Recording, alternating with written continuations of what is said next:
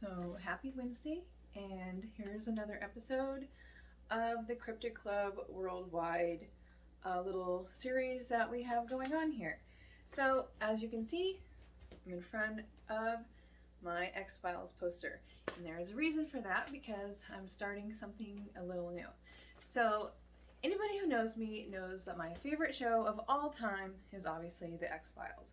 So, they started the Monster of the Week. So now, because obviously I love the X-Files, I'm going to start Cryptid of the Week.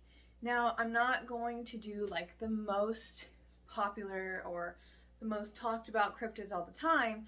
I'm going to try to find ones that aren't as well known and ones around the world, obviously, because we are Cryptid Club Worldwide.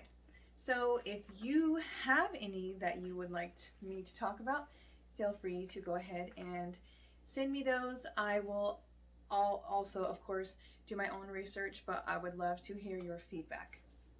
So this whole episode is on sleep paralysis.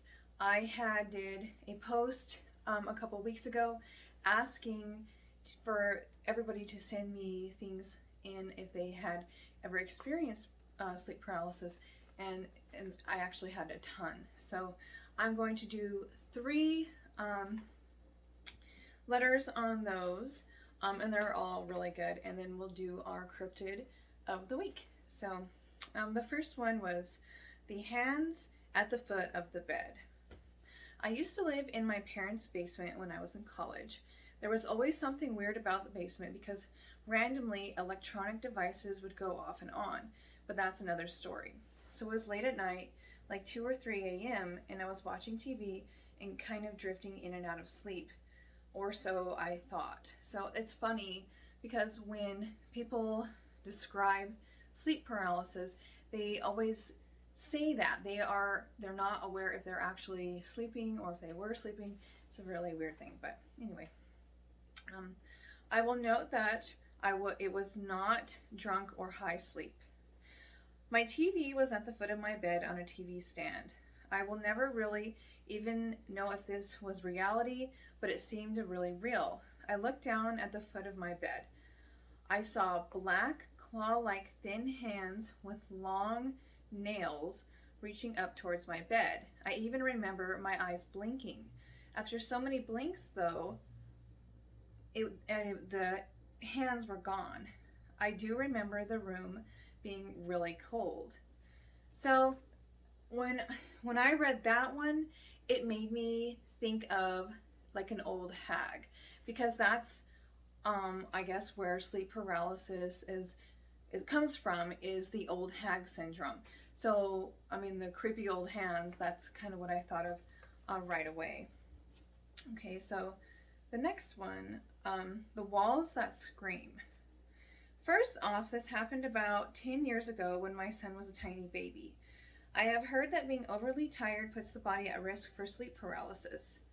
I was holding my son, he was a newborn, and we had fallen asleep with the TV on and on the couch. Some random nighttime preacher that came on in the middle of the night was playing on the TV, and though I was asleep, I could hear talking in the background.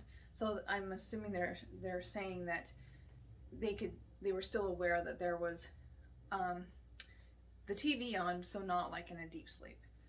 I'm in and out of what I think is sleeping, and I hear a loud, crazy, high-pitched screeching noise.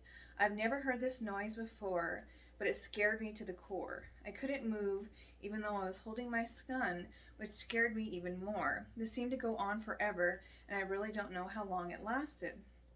It eventually stopped. During the screams, I was still able to hear the preacher talking in the background. So that actually kind of freaked me out. So you're hearing this high-pitched, weird, and I'm thinking like some demonic kind of thing, like on TV, but you're hearing some preacher talking. I thought that was kind of creepy. Okay, so the next one, the lights. I was sleeping in the middle of the night. I woke up to bright, overpowering white lights. I couldn't see or move my body.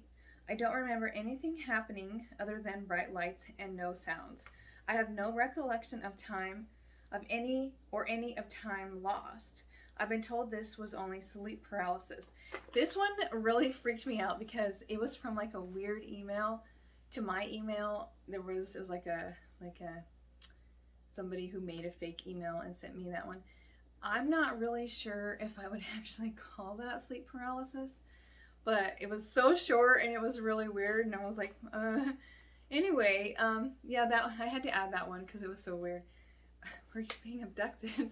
But anyway, yeah. So those were some of my sleep paralysis ones. I actually had a few more. Yes, if you still have some of those, please send them in because it seems like that's a common thing.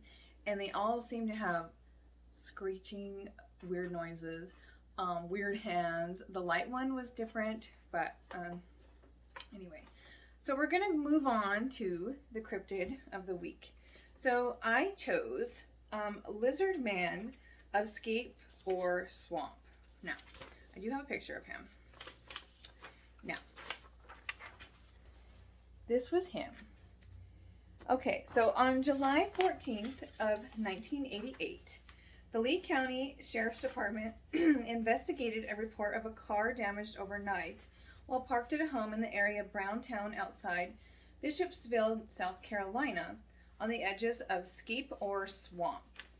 The car reportedly had tooth marks and scratches with hair and muddy footprints left behind, Sheriff Liz Truesdale noted. This was the start of various claims that eventually collided into a story about a lizard man in the swamp. Prompted by the news of the vehicle damage, the 17-year-old Christopher Davis reported to the sheriff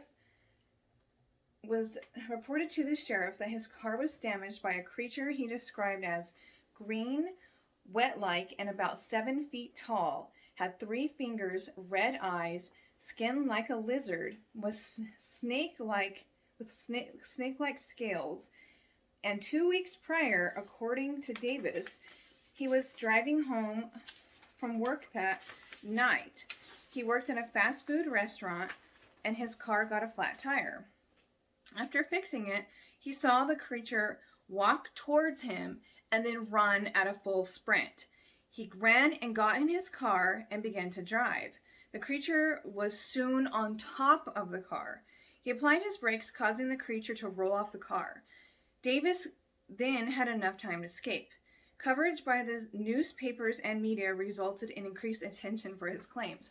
Now, I picked that one because, well, lizard people, there are so many things claiming that we have, like people who run our governments and media and stuff who are lizard people. So I thought that was funny. I don't know, maybe it's one of their relatives, but that is Cryptid of the Week. And you have a wonderful Wednesday, and there will be another video next week. Have a great day.